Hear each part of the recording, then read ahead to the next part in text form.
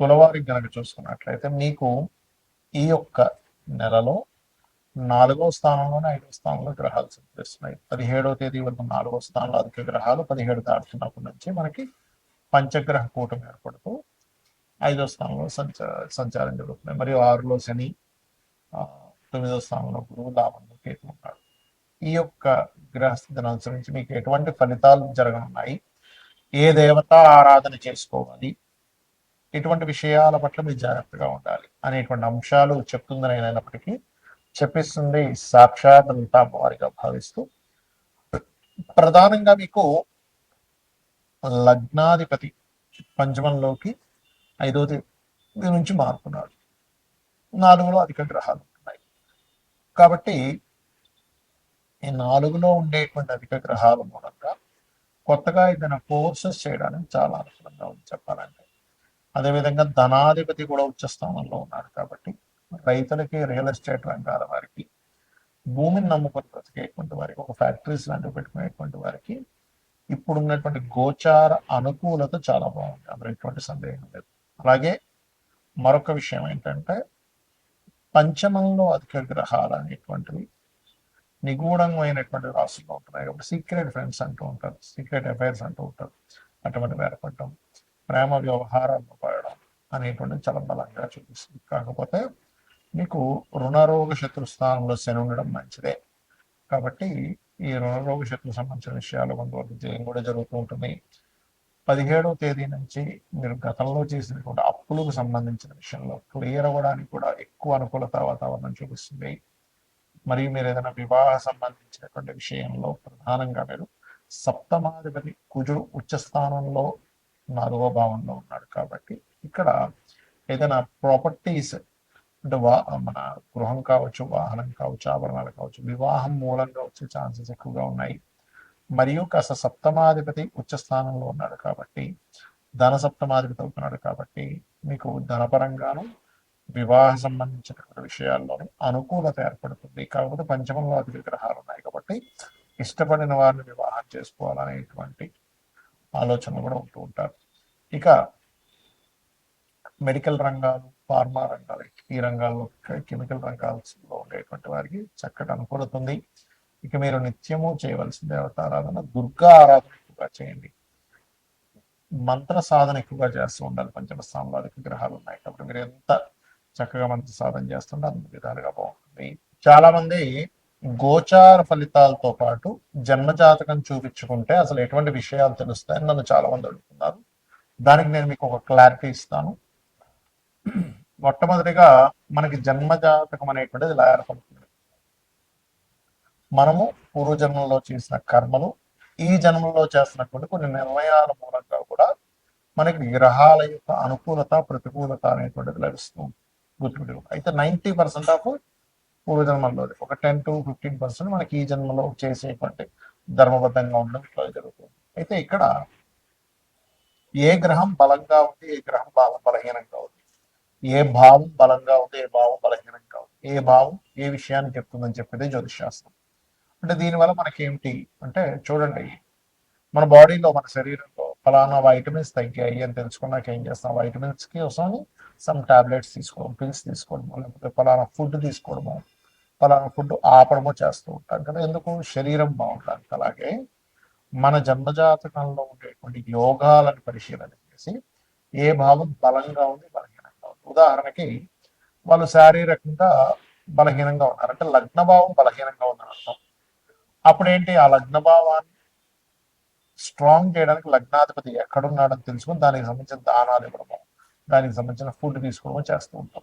అలాగే ధనం ఎంత మనం ప్రయత్నం చేస్తున్నా ఇవాళ రేపు సొసైటీలో ఇబ్బంది పడుతుంది ఏదైనా ఉంటే ధనం కోసమే ముఖ్యంగా. దాని తర్వాత రుణరోగ శత్రువుల కోసం ఇబ్బంది పడుతూ ఉంటారు. అయితే ఇక్కడ ఈ ధనాధిపతి ఎక్కడున్నాడు అనేది ముఖ్యంగా తెలుసుకోగలగాలి. ధనాధిపతి గనక బాగున్నట్లయితే, చాలా మంది చూడండి పెద్దగా ఏం చదువుకోలేదండి కానీ ఏంటో ఆటోమేటిక్ డబ్బులు వచ్చేస్తున్నాయి ఆయనకి, ఆ వ్యాపారం పెట్టాడు, ఈ వ్యాపారం పెట్టాడు అంటుంటారు. అంటే చదువుతో సంబంధం లేకుండా ధనం వస్తూ ఉంటుంది కొంతమంది. మరి కొంతమందికి అసలు ఆయన పెద్ద పని చేసే అవసరం లేదు. ముత్తాతలు ఆ రకరకాల ప్రాపర్టీస్ మనం ఉంటారు, వాటి రెంట్స్ వస్తూ ఉంటాయి. ఏమిట్రా ఇది అనిపిస్తుంది. అదంతా పూర్వజన్మ కర్మ. అయితే ప్రతి మనిషి కూడా వాళ్ళ రెండవ అధిపతి ఎలా ఉన్నాడో చూసుకోవాలి. రెండవ స్థానాధిపతి కనుక బలహీనంగా ఉంటే వాళ్ళు ఎన్ని ప్రయత్నాలు చేస్తున్నా ధన విషయంలో పాపం వెనకబడుతూనే ఉంటారు. ఆ ఒక్క చిన్న లిటిగేషన్, అంటే చిన్న ఎగ్జాంపుల్ చెప్తా చూడండి. ఒక వ్యక్తికి ఇక్కడ క్లాట్ ఏర్పడింది అనుకుందాం. ఈ చెయ్యి కాలు తిమ్మిరి అయ్యి పెరాలసిస్ వచ్చింది, సంథింగ్ ఆగిపోయింది. మీరు దీనికి మీరు ఎంత చేస్తున్నా సరే మీకు సెట్ కాదు అంత ఈజీగా. క్లాట్ ఎక్కడ ఏర్పడిందో అది కరగాలి. అది కరిగితే రక్త ప్రసరణ అయితే దాని వేవ్స్ కనెక్ట్ అయితే బాడీ మన బుర్రలో ఉన్నటువంటి మెదడులో ఉన్నటువంటివి ఏవైతే ఉన్నాయో అవి కనెక్ట్ అయితే అవి ఖచ్చితంగా ఆటోమేటిక్గా వాళ్ళకి సెట్ అయిపోతుంది. అట్లాగే మనం పూర్వజన్మల్లో ఎక్కడ ఏ కర్మ మూలంగా అక్కడ ఆగింది, దానికి సంబంధించినటువంటి విషయంలో మనం ఎట్లా తెలుసుకోవాలి అనేటువంటి విషయం చెప్తుంది జ్యోతిశాస్త్రం. కాబట్టి మీ ధనాధిపతి ఎవరు, ఆ రూపంలో మీరు కనుక చిన్నప్పుడు చదువుకోవడం, దానికి సంబంధించిన వర్క్స్ నేర్చుకోవడం ద్వారా బాగుంటుంది. అదేవిధంగా మనం చేసే ప్రయత్నాలు అనుకోండి, మనం ఏ దిశలో ఉండాలి, అలాగే సంతాన అభివృద్ధి, అసలు సంతానం ఎప్పుడు పొందితే మంచిది, సంతాన అభివృద్ధి అవ్వాలంటే ఏం చేయాలి, మనకి ఇవాళ రేపు అందరూ ఇబ్బంది పడుతుంది దేని గురించి అంటే రుణాలు ఉన్నాయని, రోగాలు ఉన్నాయని, శత్రుత్వాలు ఉన్నాయి.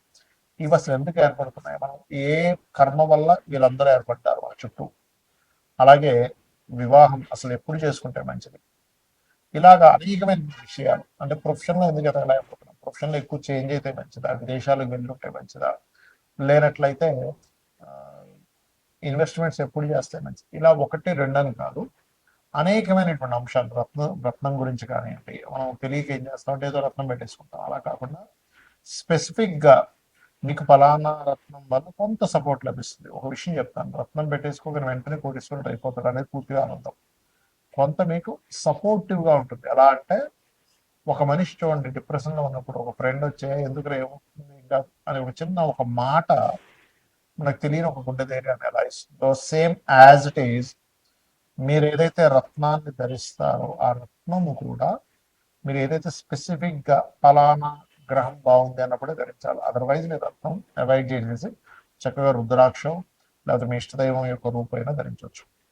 అలా అసలు మీరు రెగ్యులర్గా చేసేటువంటి పూజలో ఏ దేవతని ప్రత్యేకంగా మీరు కనుక పూజించినట్లయితే మీ పూర్వజన్మ కర్మలు తగ్గుతాయి అనేటువంటిది.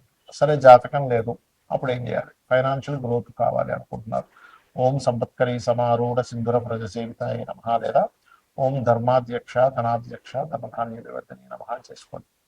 అలాగే అది అప్పులు ఉన్నాయి, ఓం అపర్ణాయ నమ చేసుకోండి. లేదండి నాకు ఉద్యోగ సంబంధించిన విషయంలో ఇబ్బంది ఉంది, ఓం మాణిక్య మకుటాకార జానుద్వయ విరాజితాయ నమ.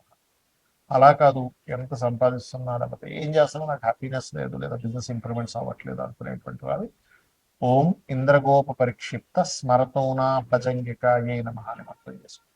ఇలా ఒకటి రెండని కాదు, మీరు ఏదైతే అనుకుంటారో ఆ సంకల్పం మనసులో, అంటే మీరు పలానా ఉద్యోగం రావట్లేదు, ఓకే వివాహమే అనుకోండి, ఓం కామేశబద్ధ మాంగళ్య సూత్ర శోభిత కందరాయ.